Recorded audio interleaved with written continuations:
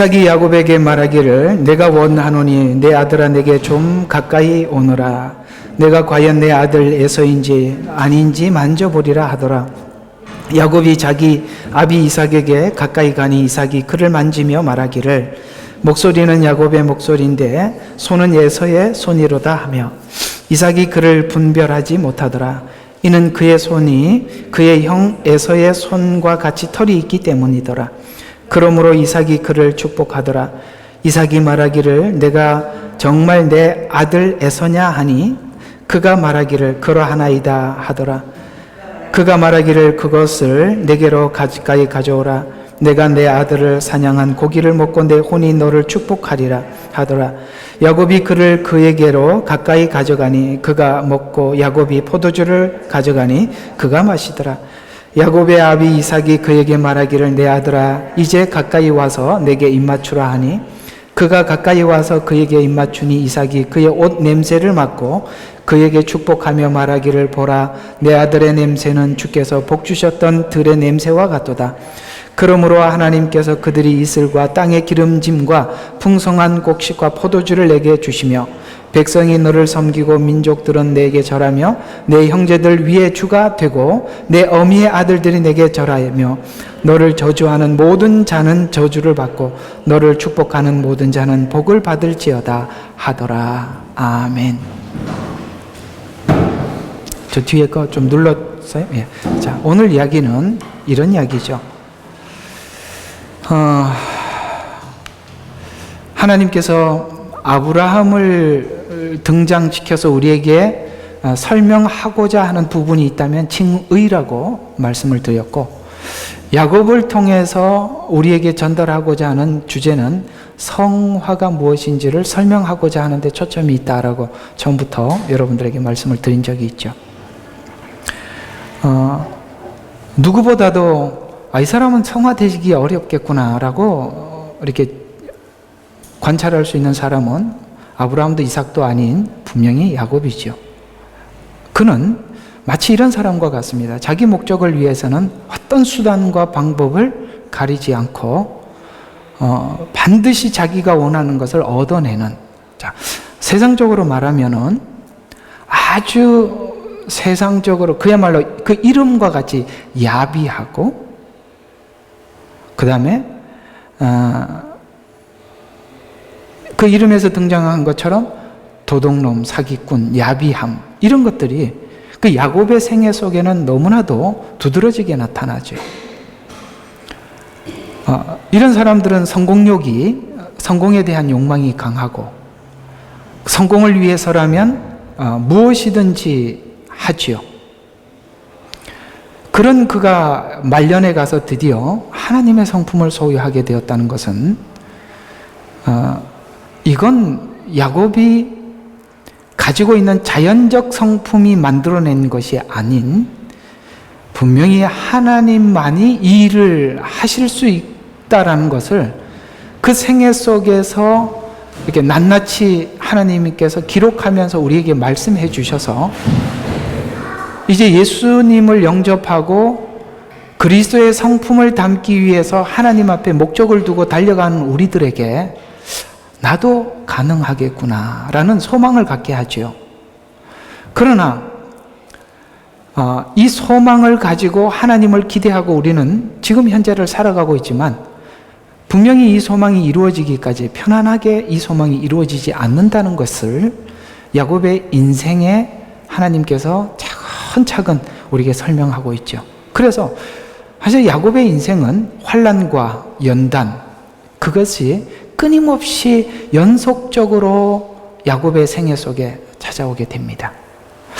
그래서 마치 우리는 이 야곱의 삶을 돌아보면서 함께 공감하는 것은 어쩌면 이렇게 야곱의 인생이 내 인생과 비슷한가 이런 생각이 들죠. 왜냐하면 여러분들도 여러분의 인생을 가만히 돌아보면 분명히 하나님께서 위로해 주셨던 시간들은 매우 짧고 대부분은 숨쉬기 어려울 만큼이나 연단과 환난이 연속적으로 우리에게 찾아오고 이게 언제나 끝날라나 라고 생각을 하면 한 가지가 끝나서 뭔가 잠시 좀 안도의 한숨을 쉬는 시간은 짧고 또 뭔가가 또 찾아와서 계속 우리 인생을 이토록 괴롭히나. 그래서 그 옛날에 누군가가 이런 노래를 부른 적이 있죠. 울고 싶어라. 정말 울고 싶어라는 생각이 늘 들 수밖에 없는 것이 우리 삶이죠. 그렇습니다. 그건 행복해 보인 어떤 그리스도인도 사실 그 행복 속에는 알 수 없는 눈물이 있고, 그러나 그 눈물 가운데 하나님 앞에 웃을 수 있는 것은, 이것은 하나님 안에서 일어난 일이며 이것을 통해서 하나님께서 나에게 어떤 멋진 일들을 하고 있을 거라는 기대감이 있기에 우리는 이걸 감수하고 가는 것이죠. 그래서 구원 이후에 찾아오는 것은 우리 모두에게 환난과 연단이 당연한 것이지만, 그러나 이 환난과 연단이, 보통은 세상은 이 환난과 연단이 계속 되어지게 되면 모두 다 절망이라는 나락으로 떨어지거나 혹은 상대방에게 더 날카로운 사람으로 만들어지는 그런 상황으로 가지만, 이상하게 그리스도 안에서 하나님이 손을 대는 사람들은 환난과 연단이 소망을 붙잡게 되더라는 것이죠. 이게 세상 사람들이 똑같이 환난과 연단을 당하나 그들은 더 절망의 나락으로 떨어지지만, 그 다음에 도리어 그리스도인들은 소망이라는 어떤 하나님의 약속을 붙잡고 갈 수 있는 그런 형태로 가더라는 것이죠. 야곱에게는 끊임없이 이런 삶이 몰아칩니다. 이후에 야곱의 아들이었던 요셉에게도 이런 일이 몰아치지만, 우리가 성경을 통해서 그 끝이 해피엔딩으로 끝난다는 걸 우리 모두 알고 있습니다.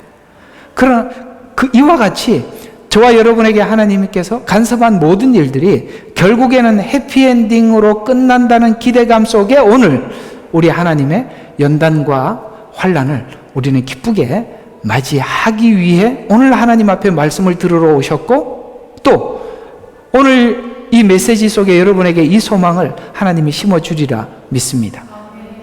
그래서 우리가 하나님께 축복을 받는다, 하나님의 복을 받는다는 것은 마치 하나님께서 바로 이 부분을 우리에게 정리하고 있는 부분인데요, 우리는 모두 다 세상적 기질, 이런 기질들이 우리에게 충만하죠. 그렇죠? 어떤 문제가 생기면 세상 사람들이 해결하듯이 이런 방법으로 해결하고, 이런 세상적 기질이 모두 다 충만하고 또 모두가 기대하는 것이면 세상적 성공이죠. 그래서 우리는 잘하면 잘할수록 세상적 기질이 충만하거나 아니면 세상적 성공, 이런 것들이 우리의 목표가 되고 목적이 되는데, 이것이 여기서 하나님이 우리에게 환난과 연단이라는 방법을 동원해서 하나님 나라를 소망하고 하나님의 성품을 이어받는 그런 사람으로 바꾸어주고 있다는, 그 대표자가 야곱이라는 것이죠. 그러나 에서와 야곱이 다른 점은, 야곱에게는 이런 기질이 충만하지만 뭐가 있냐면 하나님을 향한 소원이 있었다는 거예요. 그 소원이 아버지를 속이고 야곱을 속이고, 이해가 가시죠? 이랬을 뿐이지, 소원은 있는데 그 소원을 이루는 방법에서 매우 세상적이라는 거예요. 가만히 보면 우리가 교회 안에 들어와서 성도들에게 나타나는 증상 중에 하나가 뭐냐면, 하나님께 왔으니 하나님을 힘입어 내가 가지고 있었던 과거의 세상적 소망, 이런 것들을 하나님이 이루어 주세요라고 하나님 앞에 철야 기도하고 예배하고 헌금하고, 그러다가 아무리 그렇게 해도 하나님 응답을 안 하시죠. 그래서 그런 부분들을 서서히 내려놓고 자기 방법에서 내려놓고 하나님의 방법으로 턴하는 과정 속에 하나님과의 씨름이 연속적으로 있는 것이죠. 결국은 하나님이 꺾어버리시고 바꾸어 놓더라는 것이죠. 그런 부분들이 지금 꺾여지고 있고 바꾸어지고 있는 이 과정에 어떤 그런 것들을 여러분들이 많이 경험하고 체험하셨다면, 그건 지금 하나님 여러분들과 씨름해서 얻은 결과라는 것을 우리는 분명히 이해할 수 있습니다. 하나님의 성품을 가진 자로 바뀌는 과정에 환난과 연단이 있는데 야곱의 생애를 하나님이 소개하면서도 우리에게도 야곱과 같은 시간이 있으리라 라고 말씀하시면서 이걸 믿고 소망과 환난 가운데 너희들의 시간을 소망 가운데 보내라 라고 우리에게 말씀하고 있는 것이죠. 자, 오늘 이제 본문 속에 들어가서 관찰을 해보면 이런 이야기죠. 리브가와 야곱이 아버지 이삭을 속여서 축복을 받는 장면이죠. 유명한 장면이지 않습니까? 아버지를 속이는 장면을 자세히 기록하고 있는데 이제 이삭이 눈이 나빠서 보지 못하는 것이 원인이 되었죠. 그럼에도 불구하고 에서와 야곱은 목소리와 털을 속일 수가 없어요. 그렇죠? 이 목소리와 털이 이게 이제 에서와 야곱이 현명한 분명한 차이니까요. 그것까지도 속여서 복을 받아내죠. 그래서 염소 털을 붙이고 이렇게 만져보니까 에서가 맞는데 목소리는 야곱이구나 라고 그렇게 하는데 이유는 뭐냐면 그 아버지가 너무너무 눈이 나빠서 보이지를 않으니까 그렇게 속았죠. 그래서 30절에 보면 야곱이 축복을 받아내고 에서가 사냥을 하고 돌아와서 축복받는 일에 성공했다라고 성경은 이야기를 하면서 약속과 축복에 대한 생각이 야곱과 에서는 서로 하나님의 약속이 소중하다고 생각하는 것에서 야곱과 에서는 달라요. 바로 이 부분이 비슷하나 완전히 다른 길을 가게 만든다는 것이죠. 여러분, 성경을 여러분이 설교를 듣고 말씀을 듣지만 무엇이 소중하다고 생각하십니까? 이 성경 중에 설교 내용에서 뭘 소중하게 여기십니까? 십자가 복음이십니까? 아니면 여러분의 축복된 삶의 축복들입니까? 바로 에서가 소중히 여기는 것은 다른 부분이에요. 그러나 오늘 여기서 여러분들에게 말씀한 대로 표현하자면 야곱이 진짜 소중하게 여겼던 것은 십자가 복음이었다는 거예요. 이게 다르다는 겁니다. 똑같은 메시지를 듣고 있지만 어떤 사람들은 십자가 복음이 소중하다고 여겨지고 어떤 사람은 그 복음 말고 다른 거 이렇게 이야기를 하지만 이 두 사람이 똑같은 하나님의 약속 앞에 서 있지만 전혀 다른 시각에서 하나님의 약속을 바라보고 있다는 것입니다. 그러니 사냥을 하고 돌아와서 배가 고플 때 그걸 쉽게 야곱에게 내놓죠. 얼마나 가볍게 여겼으면 그렇게 했겠나 이런 이야기입니다. 야곱은 분명히 세상적 기질로 에서보다는 의리도 없고 정말 그렇습니다. 그럼에도 불구하고 야곱이 가지고 있었던 귀함은 바로 하나님의 그 약속을 귀하게 여겼다는 것이죠. 그 방법에서는 문제가 있었지만 이것이 참 중요하다는 걸 아셔야 합니다. 여러분 교회 성경을 보면서 어떤 부분에 어떤 내용에 여러분이 볼펜을 들고 밑줄을 긋습니까? 참 중요해요. 그래서 어떤 교회에서는 선교사님을 파송할 건가 말 건가 결정할 때 그 선교사님의 성경책을 확인해 본답니다. 어디에다 밑줄을 쳤나? 그래서 그 밑줄을 친 데를 보면 사람들이 밑줄 친 데는 대충 보면 어떤 데 밑줄을 쳐요? 아, 이건 참 중요하다고 생각하는데 밑줄을 치지 않겠습니까? 그런 것처럼 야곱은 십자가 복음에다 밑줄을 치는 사람이고 에서는 아니죠. 그런 부분에서 좀 다르다라고 이렇게 풀어서 설명할 수가 있겠습니다. 그런데 우리가 지금 되어져가는 이런 모든 상황들을 가만히 보면서 한 가지 이런 것을 발견할 수가 있는데 지금 이 일은 야곱이 굳이 이렇게 하지 않아도 처음부터 하나님께서 야곱에게 약속했던 약속대로 이루어져 가고 있다는 것을 성경은 우리에게 설명해 가고 있다는 것입니다. 굳이 이렇게 방법을 쓰지 않아도 그 약속대로 이루어 갈 텐데 그러나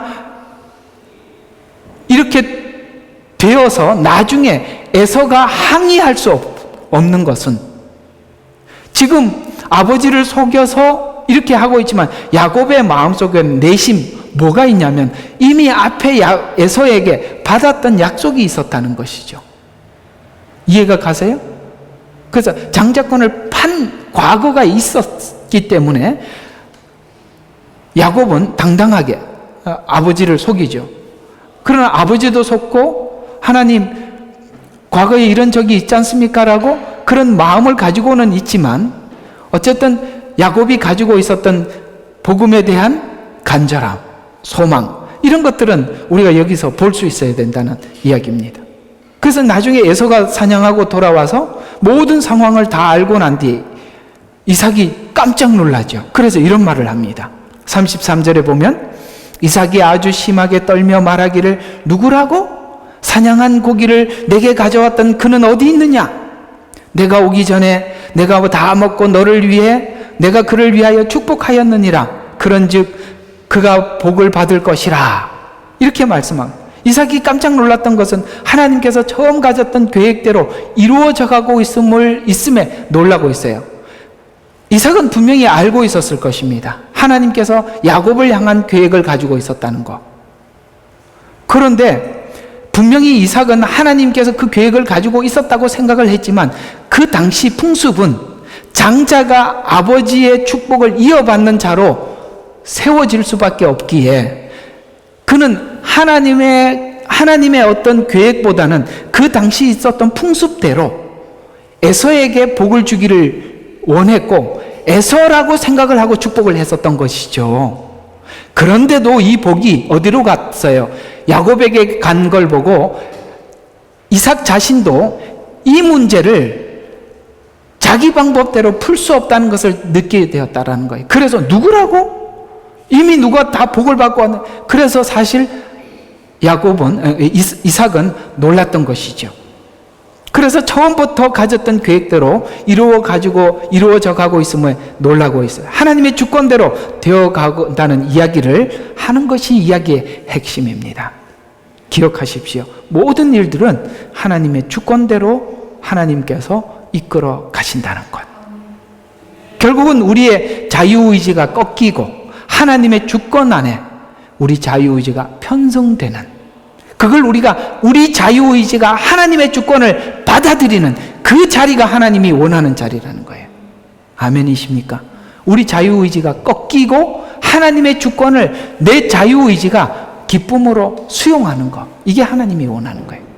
그래서 하나님이 무슨 말씀을 하든지 우리가 어떤 사건이 생기고 어떤 판단이 설 때 과거에는 자기 마음대로 자기 생각대로 막 결정을 하고 했지만 그것이 하나님이 하나 둘 완전히 꺾어버리시죠. 그래서 어떤 상황이 올 때마다 무슨 생각을 하게 하냐면은 하나님은 이 상황에 내가 어떻게 하기를 원하실까? 성경에는 어떻게 기록되어 있나? 이걸 관찰하게 하신다는 거죠. 그리고 하나님이 주신 감동대로 내 생각을 탁 내려놓고 성경이 주신 답대로 우리가 행하는 바로 이 자리, 그게 하나님이 원하는 자리예요. 그때쯤 되어야 하나님이 여러분들을 마음껏 사용할 수 있어요. 하나님 뜻대로 쓸 수가 있어요. 이해가 가요? 하나님의 목적은 주고 하나님의 목적은 알겠는데 야곱처럼 이런 방식으로 일을 하면 훈련밖에 받을 게 없다, 이 이야기예요. 야곱은 나중에 어떻게 바뀌어진다고요? 하나님의 주권을 받아들이는 사람으로 바뀌어지더라는 거야. 결국 하나님은 이 일을 이루어내실 겁니다. 왜냐하면 저도 그런 부분들이 하나님 앞에 많이 꺾여왔고 여러분들도 지금 꺾여가고 있는 중입니다. 물론 그 꺾여가는 과정 속에 아픔이 있을 거예요. 물론 그게 꺾이는데 누가 안 아프겠습니까? 그게 멀쩡하고 웃으면서 가면 그건 바보거나, 그 뒤에 이야기는 하기가 좀 곤란하네요. 번쩍 지나가는데 그 정도 수준이 아니면은 감각이 있기 마련이에요. 그러니 이 감각들은, 이 아픔들은 여러분들이 하나님 앞에 꺾여가는 과정 속에 있는 아픔이라 여기시고 소망 가운데 내가 좀 뭔가 달라지겠지, 이런 소망을 가지고 하나님을 바라봤으면 좋겠습니다. 그래서 야곱에게 빈 축복 외에 남은 축복을 야곱과 에서에게 이렇게 축복하는데, 자, 야곱에게는 이렇게 축복했죠. 28절과 29절에 보면 하늘의 이슬과 땅의 기름짐, 풍성한 곡식과 포도주를 내게 주시며 백성이 너를 섬기고 민족들이 내게 절하며 내 형제들 위에 주가 되고 내 어미의 아들들이 내게 절하며 너를 저주하는 자를 저주하고 저주받고 너를 축복하는 자를 축복받고. 이게 처음에 누구에게 했던 이야기예요? 아브라함에게 했던 이야기를 그대로 이어주고 있습니다. 여러분, 사도들에게 준 그 복과 영적 영맥을 누가 이어갈 겁니까? 이 시대에 지금. 예. 그건 다른 거예요. 에서에게도 이렇게 말했죠. 39절과 40절. 그 밖에 있는 사람들이죠. 그러니까 너의 처소는 땅에 기름진 곳과 위로부터 하늘에 이슬 내리는 기름진 곳이 되리라. 너는 어떻게 뭘로 살아요? 칼로 살 것이며 내 아우를 섬기리라. 내가 다스릴 때 내 목에서 그 멍에가 끊어지리라. 이걸 둘을 비교해 보면 야곱에게 준 축복이 에서에게는 야곱을 섬기게 된다는 뜻이 되는 것이죠. 네가 칼로 산다라는 이 말은 내가 너에게 줄 것이 없고 너는 네 스스로 살아야 한다는 데서 야곱의 축복의 내용과 차이가 나는 거예요. 그래서 우리가 이런 걸 아셔야 돼요. 사실 애굽과 야곱은 간단한, 그러니까 어느 줄에 서느냐의 차이인데 그 줄에 서야 되는 이 순간의 갈등을 내 편한 대로 서는 게 아니라 하나님이 주시는 정직한 마음에 내가 반응을 해주는 거예요. 이걸 하나님이 기뻐하시는 거예요. 제 말 이해가 가십니까? 그때 우리가 기로에 딱 섰을 때 가만히 생각하면 이쪽 길은 편한 길이고 이쪽 길은 하나님이 주신 길이지만 불편해. 그래도 이걸 쓰는 이 순간의 결정이 얼마나 중요하냐 이 말이에요. 사소하고 별 볼 일 없는 데는 잘 하나님 앞에 선택을 하는데 진짜 영적으로 예민한 부분에 실패를 해버리면 그게 분별력이에요. 거기서 실패해버리면 정말 우리의 정말 모든 정말 값진 모든 것을 다 잃어버릴 수도 있는 것입니다. 그래서 늘 여러분들에게 강조하는 거지만 내 마음이 상했을 때나 감정이 일어날 때는 어떤 결정도 하지 마시고 내 마음이 하나님에게 향해 있을 때 내 마음이 하나님 앞에 진짜 정직하고 공정하게 주실 때 그 마음대로 따라가십시오. 그건 하나님 주신 마음이에요. 그래서 항상 마음이 뭔가 불편할 때는 결정을 내리지 말고 보류하세요. 그리고 내 마음이 하나님 앞에 공평하고 정직할 때 주신 감동을 따라서 사십시오. 참 중요한 것입니다. 자, 그래서 지금 이런 이야기는 아니에요. 이미 복중에서 택했던 것을 강조하고 있는데 성경은 누가 더 인간적이냐? 이건 논외예요. 논외죠.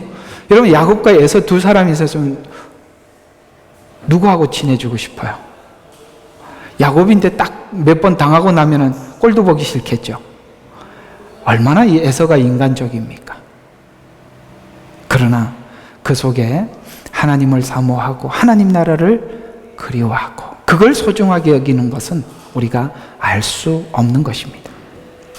야곱을 통해서 하나님께서 우리에게 설명하고 싶은 것은 하나님이 부른 자와 홀로 사는 자가 무엇이 다른가를 설명하려고 하는 것인데 성도란 하나님이 복 주시기로 작정한 야곱과 같이 작정한 자는 어떻게 다듬어 가시는가, 그 다음에 어떻게 완성해 가시는가를 야곱의 일생을 통해서 설명하려고 하는데 야곱은 이 축복 이후 축복을 받고 갑자기 뭔가 이렇게 달라지는 것이 아니라 방랑자의 인생을 살았어요. 참, 우리 예수님 믿고 난 뒤에 우리 인생 돌아보면 이건 정말 방랑자 같아요.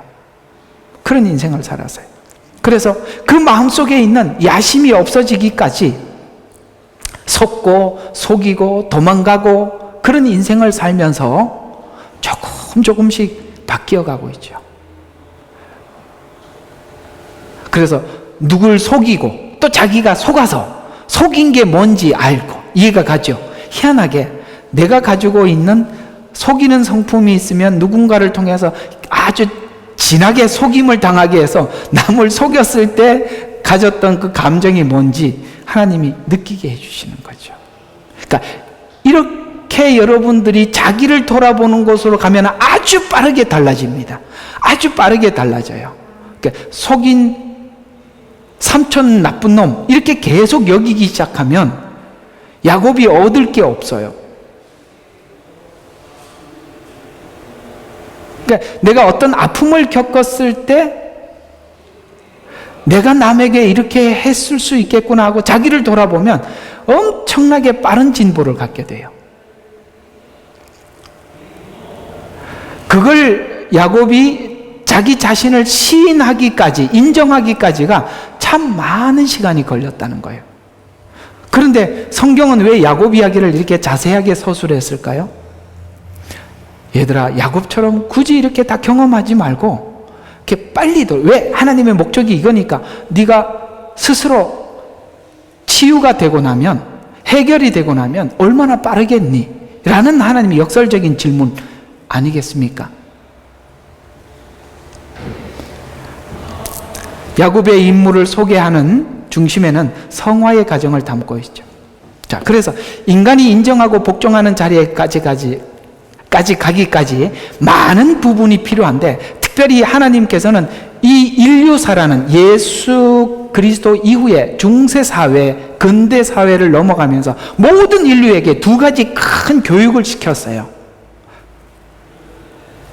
우리 개인에게도 이 두 가지 교육이 꼭 필요했고, 그래서 그걸 모든 사람들에게 다 교육을 시켜서 눈으로 보게 만든 게 있죠. 그게 뭐냐면 중세시대 때 있었던 바로 하나님이 누구인지 자세히 설명해요. 천주교, 중세시대는 암흑기예요. 그때는 성경도 보편화되지 않았고 성경 해석권도 교황에게만 있었고 예배 자체도 라틴어로 드리다 보니까 자기 말이 아니니까 전혀 알아듣지 못하고 그렇게 예배 드리고, 그 다음에 교황은 마치 하나님의 대리자처럼 사람들에게 복종만을 요구했죠. 설명하지 않고 복종을 요구해요. 이걸 보고 뭐라고 표현하느냐면 맹종이라고 하는 거예요. 신에게 무조건 복종해, 하나님께 절대 순종해, 복종해, 이것만 남아있었다. 그 시간을 오랫동안, 왜냐하면 그들이 하나님을 인정했기 때문에 그저 이것이 하나님의 말이라 라고 하면 사람들이 무조건 복종했어요. 여러분, 교회 안에 그런 사람들 많지요. 하나님을 이해하지 못하고 그저 목사님 말이면 틀림이 없으니까 무조건 순종해야 돼. 물론 우리가 신앙의 정상에 서서 보면 이 말이 맞지만 하나님을 전혀 이해하지 못한 상태에서 맹종한다는 것은 이건 아니라는 거죠. 왜냐하면 그 복종하라고 말하는 사람이 부패해 있다 이 말이에요. 이해가 가요? 네. 왜냐하면 모든 사람들이 내 말을 잘 듣는다고 하면 사람들은요, 예수님처럼 사람들의 영혼을 생각할 만큼 인간은 여유롭지 못합니다. 그래서 부패하고 썩게 돼 있다 이 말이에요. 그 중세 시간에 그래서 신앙의 암흑기예요. 하나님이 누군지 아무것도 설명해 주질 않아. 그냥 자기가 하나님의 대리자래. 그래서 무조건 들으래. 이런 증상은 현대에도 이단에서 나타나고 있죠. 또 문예부흥 시기에 들어와서 사람들이 무조건 맹종하다 보니까 이거는 아니네 라고 사람들이 이제 반기를 들기 시작했죠. 그래서 그 권리를 어떤 한 사람에게 주지 않고 우리가 각 개인이 갖자, 이렇게 한 것이 문예부흥. 그래서 이 문예부흥과 르네상스 시대를 지내면서 여러분들이 유명한 철학자들, 유명한 미술가들, 이런 사람들이 등장을 하죠. 다빈치, 미켈란젤로, 이런 사람들. 그게 이제 중세, 이 르네상스 시대에 등장한 사람들이에요. 그 다음에 그때 유명한 철학자들이 등장하죠. 소크라테스, 플라톤, 아리스토텔레스. 그 다음에 그 유명한 누가? 데카르트. 데카르트가 뭐라 그랬습니까? 나는 생각한다, 고로 존재한다. 생각하기 시작했다는 거예요. 생각하기. 전에는 생각 없이 복종을 했어요. 그러나 이제는 생각하라는 거죠. 그래서 그때 유명한 조각상도 있었죠. 생각하는 사람? 로댕. 이런, 이게 다 중세. 그때. 그러니까 왜 생각이라는 말이 많이 들어간지 아시겠습니까? 왜냐하면 그때는 생각 없이 하나님께 복종을 했었거든요. 그것도 문제지요. 그래서 하나님이 이 전 인류 역사를 통해서 무조건 맹종하는 것에 대한 문제점, 그 다음에 모든 사람들이 하나님도 권리가 있지만 인간에게도 권리가 있습니다 라고 반기를 든 게 문해부흥이에요. 지금은 마지막 말세로 가면서 이제는 하나님의 창조 근원 질서부터 뒤바꿔 버리고 우리가 새로운 세계를 창조하겠습니다. 하나님이 만든 이 지구 말고 가상의 공간을 만들겠습니다. 이게 메타버스 아니겠습니까? 이제 그런 세계로 진입하고 있는 거예요. 인간이 어떤 세계를 만들어 놓고 거기서 만족함을 누리면서 살겠다는 거죠. 이런 모든 것은 하나님의 정면 도전들이에요. 근데 이게 하나님께서 이걸 다 겪게 하시는 거예요. 왜? 우리 인간이 말로는 설명 안 해요. 그래서 전 역사를 통해서 이걸 경험하게 하듯이 우리 각 개개인도 이 문제들은 반드시 해결하고 정리되고 넘어가야 돼요. 자, 그러면 우리 정리를 이렇게 해보면 우리가 하나님의 절대 말씀 앞에 무조건 아멘 맞습니다. 그러나 맹종은 아닙니다. 맞죠? 공감하셔야죠. 맹종은 아니죠. 그 다음에 생각하고 예수 그리스도 하나님이 누구인지 알고 믿어야 되죠. 그러나 아는 것이 지식으로 끝나서는 또 안 되죠. 그래서 이 두 가지가 하나님 앞에 정리돼야 돼요. 그러면 하나님은 우리에게 생각하라고 했습니다. 성경은 생각하라고 주신 것이죠. 그리고 그걸 내 마음속 깊이 내 자유의지가 하나님이 옳습니다라고 받아들여 그 받아들인 마음대로 하나님이 말씀하신 대로 사는 거죠. 저는 정말 제가 신앙이 하나님의 은혜를 받고 싶고 제 자신을 회복하기 위해서 꼭 보는 영화가 예수천당입니다. 여러분 진짜 거기 하나 보세요. 진짜 버릴 게 하나도 없어요. 전 진짜 거기 많이 은혜를 받거든요. 저는 그걸 보면서 뭘 느끼냐면 예수님을 영접하고 하나님을 알아가는 과정을 진짜 그대로 담아놨어요. 진짜 예수님을 알아가는 과정이 맞습니다, 그게. 그리고 나는 거기서 가장 은혜를 받는 게 뭐냐면 그 동네 사람들에게 막 이제 두 사람이 싸우는 데 가서 싸우지 말라고 말리다가 뺨을 한 대 맞거든요. 최건능 목사님이. 그러다가 가만히 생각해 보죠. 내가 이미 죽었는데 한 대 더 맞은들 뭐가 더 그게 있겠냐고. 이쪽도 때리라니까 사람들이 놀래갖고 어머야 이 사람 진짜 바뀌었네 이러면서 도망가지 않습니까? 그걸 못해. 사람들이 그걸 못해. 죽었잖아. 이미 죽었는데 왜 중간중간에 자꾸 살아나서 사람들 괴롭히냐고. 그래서 불뚝불뚝 화가 날 때마다 그 최건덕 목사님의 그게 생각이 나서 알겠습니다. 이렇게 지나갈 때가 많아요. 존경하는 사람이 하나가 필요한 것 같아요. 여러분들도 예수천당 권합니다. 거기 보면 정말 얻을 게 많아요. 참 하나님 만난 사람들의 인생. 그래서 그 검색을 해보면 그분이 살아생전의 사진도 있어요. 그래서 참 귀하신 분이 살다 가셨다라는 생각이 들어요. 자, 어쨌든 계속 한번 봅시다. 그 두 가지 모두 필요하다는 거. 그래서 하나님께서는 이 두 가지 모든 교육을, 그래서 프랑스 근대 합리주의 철학자 데카르트는 생각한다, 나는 고로 존재한다. 그래서 무조건 복종은 아니다. 그렇게 해서 앞에 무조건 복종을 강조했던 거, 그 다음에 두 번째 인권, 신권과 인권 이 사이에 물론 이 모든 것이 긍정과 부정은 있지만 그 역사가 그걸 우리에게 증명하고 경험하게 했죠. 그래서 이 과정을 모두 보내면서 인간이 목적과 방향을 정하자, 인간이 목적과 방향을 정하자 모두 실패했다는 걸 하나님이 확인시켜 준 거예요. 이게 바로 야곱의 인생이에요.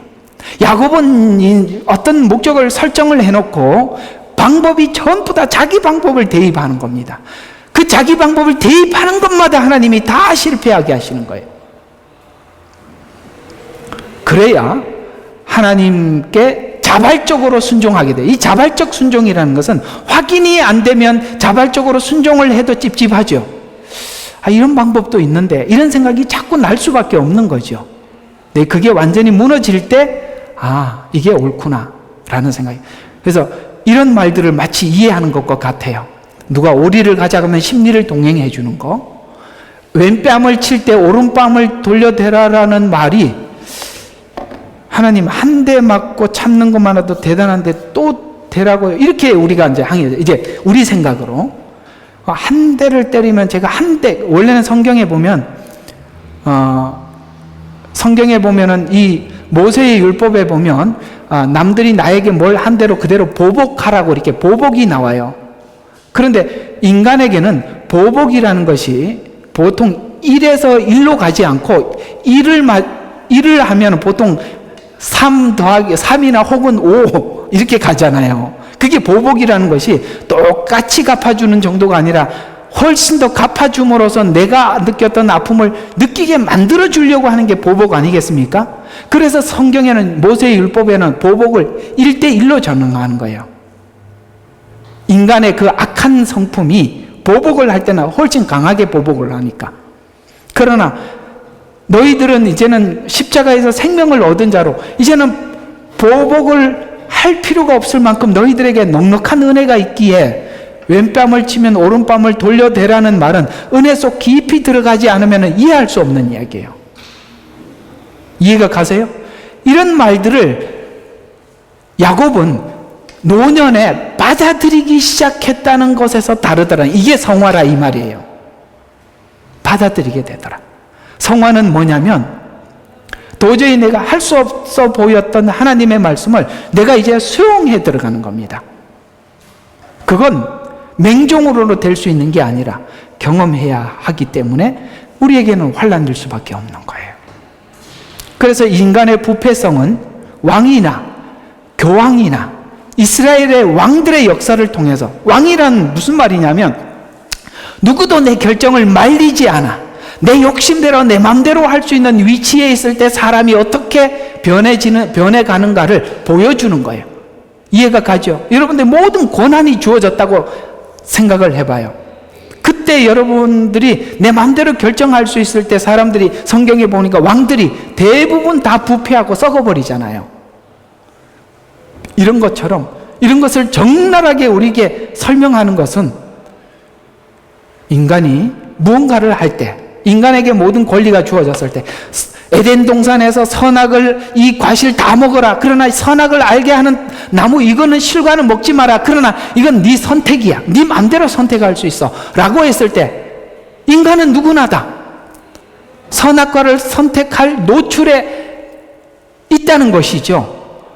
하나님을 사랑하는 마음이 내 속에 들어와 있지 않으면 결국에는 선택할 수밖에 없는 부패한 인간을 하나님이 그 마음 자체를 십자가의 은혜와 사랑으로 우리를 뒤바꿔 놓지 않으면 안 된다는 거예요. 그래서 하나님을 사랑하는 마음이 잔잔한 생활 속에서 고백으로 나와야 돼요. 잔잔한 생활 속에서 고백으로 나와야 돼요. 그것이 하나님 앞에 아름다운 향기가 돼서 계속 올려질 때 우리는 변화를 경험할 수가 있는 것입니다. 이렇게 다스림을 받던 인간이 다시 군주에 대항하여 개개인의 인권이라는 이름으로 다시 권리를 중세에 찾아왔지만 대중이 가진 인권은 다시 여론을 조작해서 다시 새로운 권력이 생겨나 권력을 남발하는 지금 현재 지구상에 존재하고 있는 사회주의, 독재제도나 민주제도, 이건 사실 모두가 이쪽은 좀 나아 보이지만 또 시간이 지나면 썩어 들어갈 수밖에 없는 인간의 속성을 역사와 성경을 통해서 확인을 거듭시켜 우리에게 주셨다는 것이죠. 뿐만 아니라 한 개인 야곱에게서 볼 수 있듯이 야곱은 하나님의 축복을 가진 수단을 다 사용해서 받아내면 될 것이라 생각하여 아버지와 에서를 속여 받아냈지만 원래 처음부터 하나님은 앞에 야곱의 출생에서 설명했듯이 이미 출생하기 전 하나님은 야곱을 선택했다고 말씀하고 있어요. 그래서 오늘 이 본문은 도대체 뭘 말하려고 하는 거냐면 인간의 어떤 생각과 사상은 좌편향적인 생각을 하거나 우편향적인 생각을 하거나 결국에는 악성이라는 결과로 악한 결과를 낼 수밖에 없는 인간의 역사 속에서 하나님이 그 사이사이에 주권적으로 개입하지 않으면 이게 감사한 거예요. 우리 인생 속에 하나님이 막 밀고 들어와서 개입해 주지 않으면 우리는 변하고 자라나는 것이 우리의 악한 성품이 자랄 뿐이지 우리에게는 선 그 자체를 어떤 것도 시작할 수도 없고 그런 씨앗을 우리 스스로 내릴 수도 없어요. 그러니 하나님께서 내가 싫은데도 내 인생 속에 찾아 들어와서 무조건 이렇게 개입해 주시니 얼마나 감사한 일이냐 이 이야기입니다. 야곱이라는 이름을 이스라엘이라는 이름으로 씨름하여 바꾸어 실패로 절망으로 설득하여 자유의지를 굴복해 가는 것이 이게 하나님의 능력인데 그분의 창조적 권위를 이런 관점에서 우리에게 설명하고자 성경은 우리에게 펜을 들었다는 거예요. 이것은 바로 창조예요. 그래서 이걸 안 다윗이 하나님께 이렇게 기도합니다. 하나님 내 안에 뭐를 해달라고요? 창조에다가 하나님의 마음을, 하나님의 빛을, 하나님의 생명을 창조해. 창조, 무슨 창조냐? 왜 창조라고 기록했냐? 아예 우리에게는 없었다 이 말이에요. 이걸 가지고 하나님 앞에 씨름하며 기도하며 나가는 여러분에게 하나님의 축복을 경험하기를 주의 이름으로 축원합니다. 성경에서 이야기하고 싶어 하는 것은 인간의 간교함과 악한 성품과 하나님의 전능하신 지혜가 결국 인간을 바꾸어 놓을 것이라는 사실을 우리에게 믿게 해서 우리가 하나님의 사람으로 살 이유와 힘을 얻어 책임 있는, 아멘, 이게 중요해요. 하나님의 사람으로서 책임 있는 삶을 살도록 하기 위함이에요. 야곱이 복을 받은 후 인생은 이렇게 되어 갔는데 로마서 5장 복을 받고 난 뒤 인생이 이렇게 갔어요. 로마서 5장 1절과 4절 참 제가 가장 많이 인용하는 성경 구절 같아요. 그러므로 믿음으로 의롭게 되었으니 이게 칭의예요. 구원받았다는 거죠. 우리 주 예수 그리스도를 통하여 화평을 갖느니라. 이제는 하나님과 더 화평을 갖기 위해서 그래서 또 그분으로 인하여 우리가 서 있는 이 은혜의 믿음으로 나아가며 하나님의 영광의 소망 안에서 즐거워합니다. 이뿐만 아니라 우리가 환난 중에서도 즐거워할 수 있는 것은 환난이 결국에는 그 환난을 시간을 가지고 인내를 쭉 가지고 그 환난을 지나가면 연단을 받게 될 것이고 연단을 받으면서 우리의 불순물이 제거될 것이고 그 불순물이 제거된 아름다운 모습으로 설 소망을 가지게 한다라고 성경은 이야기하고 있는데 바로 야곱의 인생을 이 로마서 5장 1절과 4절에 짤막하게 교리적으로 탁 매김해 둔 겁니다. 그래서 구원 그 이후에 예수님으로 화목되고 영광의 자리에 갈 것이라는 말로 구원의 목적을 설명하고 있는데 야곱을 돌이키는 과정에서 보면 하나님은 결국 야곱에게 신적 성품, 하나님의 성품을 소유하는 수준까지 인도하시죠. 그래서 성경에 보면은 너희는 나를 닮아라. 이해가 가죠? 너희들은 나를 닮아라. 라고 바울이 이야기하지 않습니까? 그리고 하나님께서는 우리에게 닮을 모델을 누구를 주셨습니까? 그리스도 예수의 장성한 분량까지. 라고 우리에게 칭해 주셔서 여기서 사는 동안 누가 그리스도의 장성한 분량이라는 수준에까지 올라가겠습니까? 그러니 이 땅에 사는 기간은 연단의 연속일 수밖에 없어요. 누리는 것은 천국 가서 누리세요. 여기는 그런 것 같아요. 그래서 인간의 무능과 하나님의 전능 사이에 환난이라는 상황을 통해 인간의 무력함을 알게 하는 곳으로 안내받는데 환난이 인내를 만들어낸다는 표현처럼 믿음이 무엇인지 생각하게 하여 뭘 한다고요? 환난을 견디게 인내하게 한다 이 말. 환난 가운데서도 인내를 가질 수 있는 것은 믿음 때문인데 인내할 수 있는 믿음은 결국 하나님이 가진 목적이 이루어질 줄로 믿기 때문에 인내할 수가 있는 거죠. 결국 인내를 통해서 연단으로 가는데 연단은 자기 모습과 실력이 드러나게 해서 좌절과 낙심을 통해서 이 자기의 악한 성품을 보게 한 후 성령의 열매를 맺게 하는 것이죠. 그래서 우리가 하나님 앞에 연단을 많이 받으면 우리가 죽어버려요. 죽어버리고 나면은 이런 생각, 많이 죽고 나면 내가 살아있는지 죽어있는지 잘 모를 때가 있어요. 그쯤 가야 돼요. 그보다 사실 더 가야 되는데 그쯤 가면 어떨 때 보면 내가 이게 자존심이 살아있는 놈이야 죽은 인간이야 이게 이해가 안 가는, 구분이 안 가는 그런 세계에서 왔다 갔다 하시면서 사셔야 돼요. 아이고, 뭐 설교를 하는 건지 아멘을 하셔야 되는데, 그래서 자기 속에 육체의 열매를 확인케 하여 절망을 보게 하여 하나님을 소망하여 믿음으로 결국 성품의 열매를 맺는, 결과를 맺는 상황으로 가게 할 것이라는 것이죠. 야곱의 일생은 이런 것들을 자꾸 하나님이 드러나고 보여주죠, 야곱에게. 그래서 작정과 능력의 크심을 이렇게 설명하고 있는데, 야곱에게도 그를 구원하시고 이미 하나님은 이런 작정을 하고 그를 구원했다는 거죠. 에베소서 1장 17절에 보면 영광의 아버지께서 알게 하시고 마음의 눈을 밝혀서 능력의 크심을 알게 하시기를 원하노라. 1장 17절에 아버지가 누구인지를 알기 원한다. 사랑하시는 이 안에서 작정하신 것을 이루시고 아버지께서 18절에 보면은 너희가 얻은 구원은 시작이다. 목적지를 알기를 원하는데 이 일을 위해서 어떤 열심을 동원했는지. 정말 하나님은 우리 인생 속에 열심히 우리와 함께 일하고 계십니다. 뭘 하느라고? 바로 우리를 바꾸는 작업들. 여러분 인생 속에 아픔이 많은 줄 압니다. 그러나 그 아픔들이 우리를 바꾸어 주고 있다는 것. 그래서 그 환난을 겪고 해결을 많이 한 경험이 있는 사람일수록 그 나무가 커요. 그러면 이 방랑하는 철새들이 그 나무 아래 들어와서 깃을 든답니다. 그 새가 한 마리 들어와 있으면 너 여기 왜 와 있어? 이렇게 하지 않고 그걸 품죠. 그 나무는. 여기도 이렇게 새들이 많은 곳이 호주인데 새들이 많으니까 어때요? 그 큰 나무에 들어와서 저녁만 되면은 째째째째 그러고 얼마나 지지배배합니까? 여러분 큰 나무가 되셔서 그늘이 되어 주시기를 바랍니다.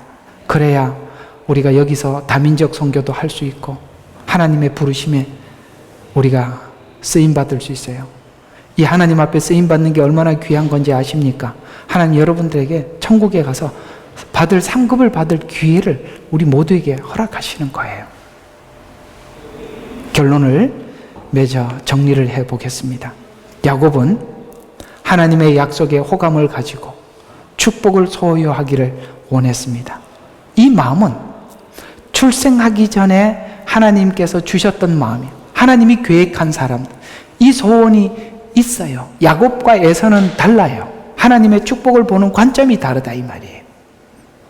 이 축복은 이삭이 한번 기도했다고 기도로 끝난 것이 아니라 우리가 자꾸 이렇게 끝내려고 그러는데 아니에요. 그 기도로 끝난 게 아니라 시작이라고요. 그게. 그래서 이 기도가 시작점이 돼요. 야곱이 구원과 성화의 거룩한 발걸음을 자기도 모르게 시작하는 것이 바로 에서를 피해서 삼촌 집으로 도망가는 것이 시작이에요. 그래서 성화는 도망가는 것으로부터 시작하다. 참 이상하죠. 거기서 도망가는 것으로 시작하죠.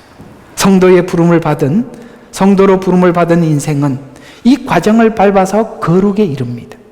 실망하지 말 것은 하나님의 의지가 결국 그 자리까지 이끌어 갈 것입니다. 그걸 여러분이 지금 현재 삶에서 확인하고 있는 중이죠. 어때요? 확인하고 있나요? 여기 있는 분들도 확인하고 있죠? 네, 그 확인하고 있는 거예요.